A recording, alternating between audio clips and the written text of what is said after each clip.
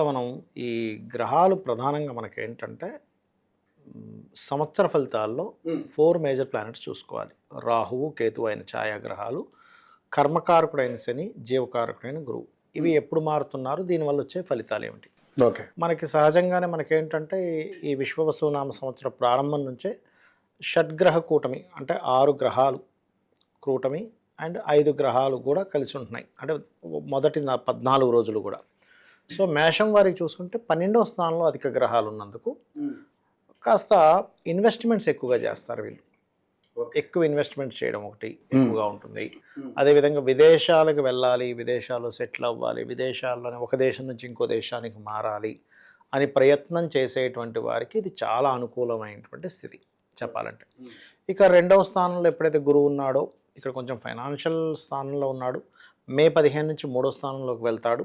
So మీకు రావాల్సిన ధనం ఏదైనా ఉంటే మే 15 లోపలే వీళ్ళు తీసుకోవడం మంచిది. రావాల్సిందే. అయితే ఈ సంవత్సరం వీరికి ఏప్రిల్ 30వ తేదీ నుంచి మనకు కొత్త సంవత్సరం స్టార్ట్ అయితే మనకి మార్చి 30వ తేదీ నుంచి స్టార్ట్ అవుతుంది కొత్త సంవత్సరం. అయితే ఇక్కడ ఏంటంటే ఏప్రిల్ 3వ తేదీ నుంచి కుజుడు 3వ స్థానంలో ఉన్నాడు, నీచబడుతున్నాడు. కాబట్టి మొదటి 2 నెలలు కొంచెం ఏదైనా భూములు తీసుకునేటప్పుడు కానీ, ఏదైనా రైతులు కొంచెం వాళ్ళ వ్యవసాయ సంబంధించినటువంటి అంశాల్లో కానీ కొంత జాగ్రత్తగా ఉండాలి. అయితే ఈ సమయంలో కూడా చంద్రుడు కొన్నిసార్లు అంటే ఈ కుజుడు కొన్నిసార్లు చంద్రుడు ఉన్న స్థితిని బట్టి నీచభంగ రాజయోగం జరుగుతుంది ఈ 2 నెలలు కూడా.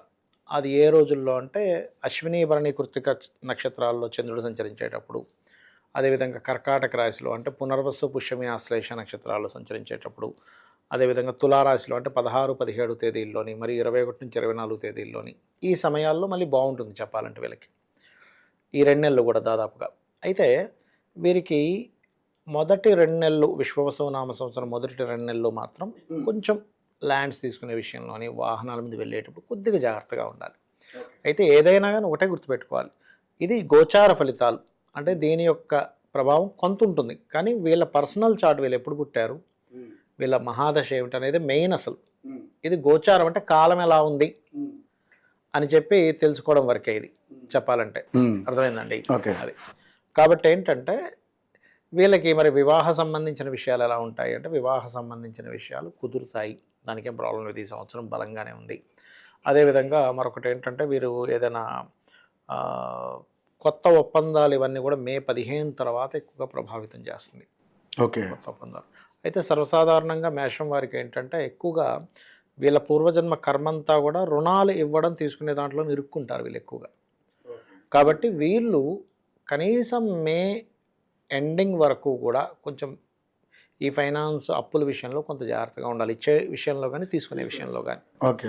ఇది కొత్త అవకాశాలు అయితే బాగానే వస్తాయి వీరికి ఈ సంవత్సరం. ఉద్యోగ అవకాశాలు, దాని గురించి టెన్షన్ పడాల్సిన అవసరం లేదు.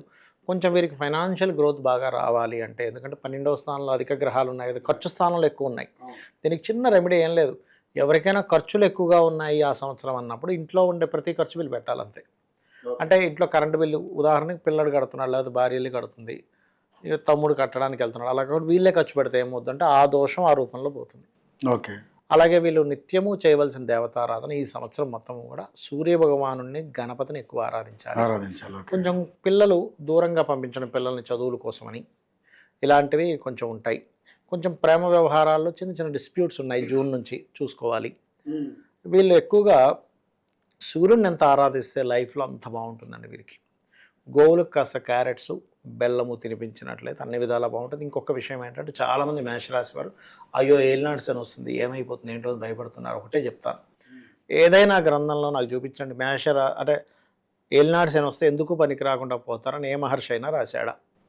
కానీ ఏలినాడు శని వల్ల చాలా మంది భయపడతారు కదా. స్లో అవుతుందండి. ఇప్పుడు నేను చాలా ఉదాహరణ 10 సంవత్సరాల నుంచి చెప్తున్నా. అయ్యా స్వర్గీయ ఎన్టీ రామారావు గారు ఏలినాడు శనిలోనే సీఎం అయ్యారు. మన మోడీ గారు ఏలినాడు శనిలోనే పీఎం అయ్యారు. అర్ధాష్టమి శనిలోనే 3వసారి గెలిచారు. జగన్ గారు ఏలినాడు శనిలోనే సీఎం అయ్యారు. ఓకే. చంద్రబాబు నాయుడు గారు కూడా ఏలినాడు శనిలోనే అయ్యారు. ఇది చాలామంది అంటే నేనేమంటాను అంటే మిమ్మల్ని సీఎంలు పీఎంలు చేస్తున్నప్పుడు మీరు చేసే జాబులు చిన్న చిన్న వ్యాపారాల కింద భయపడతారా అంటా నేను. సీఎంలు పీఎంలు చేసిందండి. ఇంకోటి కాలసర్ప దోషం అని భయపడుతుంటారు. 140 మంది ప్రెసిడెంట్లకు ఉందండి కాలసర్ప దోషం. గురించి అలాగా అనుకూలిస్తుంది. అంటే నేను అనేది ఏంటంటే ఏలినాడు శని అనగానే మనం ఏదో భయపడిపోవడానికి కాదు. జస్ట్ స్లో డౌన్ అవుతాయి. ఇప్పుడు ఉదాహరణకి చిన్న ఆటంకాలు వస్తాయి. ఇప్పుడు మీరు వెళ్తున్నారండి, ఒక రూట్లో వెళ్తున్నారు, రోడ్డు ఏదో బ్లాక్ అయింది. అప్పుడు రోడ్డు మార్చి ఇంకో రూట్లో వెళ్ళినప్పుడు మీకు ఇంకో రూట్ తెలిసిందిగా. ఓకే, రెమెడీ లేకపోతే అంటే మీకు ఇంకో రూట్ అనేది ఎప్పుడు తెలుస్తుంది? ఒక రూట్ బ్లాక్ అయినప్పుడే కదా. లేకపోతే అక్కడే ఉండిపోయి అదే లోకం అనుకుంటారు కదా. కరెక్టే. శని ఏం చేస్తాడంటే కొన్ని బ్లాకేజెస్ చేసి మీకు ఇంకొక రూట్ నేర్పిస్తాడు. అది మనం అర్థం చేసుకోవాలి. కానీ అయ్యో ఈ రూట్ బ్లాక్ చేసేసరి నేడుస్తూ కూర్చుంటాం, ఇంకో రూట్ వెతుక్కుంటాం కదా. అట్లా ఏంటంటే ఎల్నాడు శని ఈజ్ ఆల్వేస్ స్లో డౌన్ చేస్తుంది. కొన్ని వర్కులు స్లో అవుతాయి, కొంచెం బద్ధకాన్ని ఇస్తుంది. బద్ధకాన్ని వదిలి ఎవరైతే ముందుకు వెళ్తారో, నూనెను దానంగా ఇస్తూ ఉంటారో, శివాలయాల్లో కాస్త నువ్వులు దానంగా ఇస్తారు, బద్దకించకుండా కాస్త ఎక్సర్సైజ్ లాంటివి చేస్తూ ఉంటారు, కొంచెం కార్మికులకి, కర్షకులకి, వాళ్ళ కింద పనిచేసే వాళ్ళకి ఏదో ఒక గిఫ్ట్ డబ్బులో ఇస్తారు, శని దోషం అనేటువంటిది ఉండదు.